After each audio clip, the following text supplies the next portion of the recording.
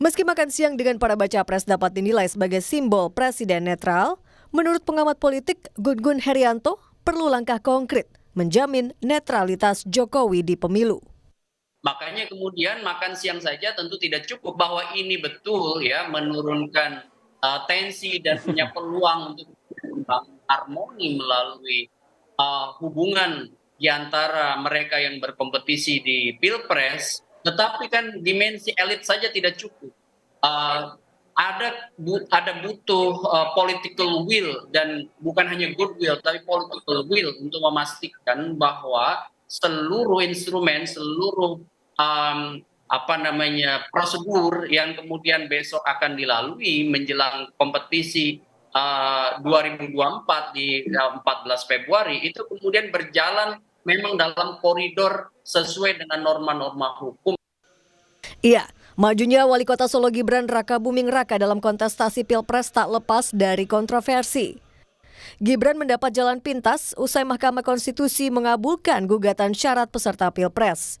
Jadi Gibran boleh mendaftar asalkan sedang atau pernah menjabat kepala daerah meski berusia di bawah 40 tahun. Putusan ini disorot karena yang membacakan adalah Anwar Usman, paman dari Gibran. PDI Perjuangan yang kini disebut telah ditinggalkan Gibran dan juga Jokowi bahkan menyinggung demokrasi sedang diuji dengan lahirnya kembali nepotisme. I asked to him why the uniform different with me. And then he said, this is reflecting his heart that the democracy in Indonesia now in challenge. Yeah.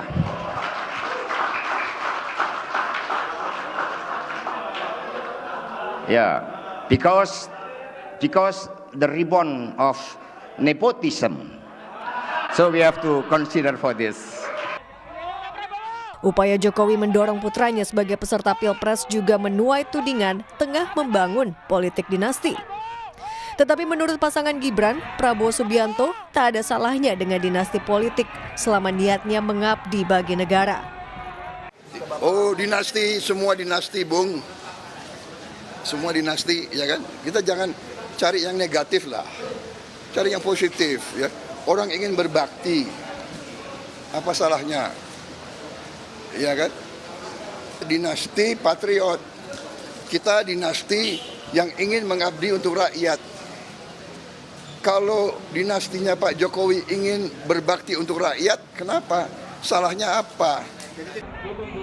Tak cuma dugaan intervensi di tataran konstitusi, langkah Gibran maju Pilpres ditentang publik karena statusnya sebagai anak presiden yang masih berkuasa. Hal ini mengundang keprihatinan Guru Besar Fakultas Hukum Universitas Hasanuddin, Hamid Awaludin. Hamid menilai politik sayang anak ala Jokowi dapat menutup peluang mereka yang tak punya kuasa.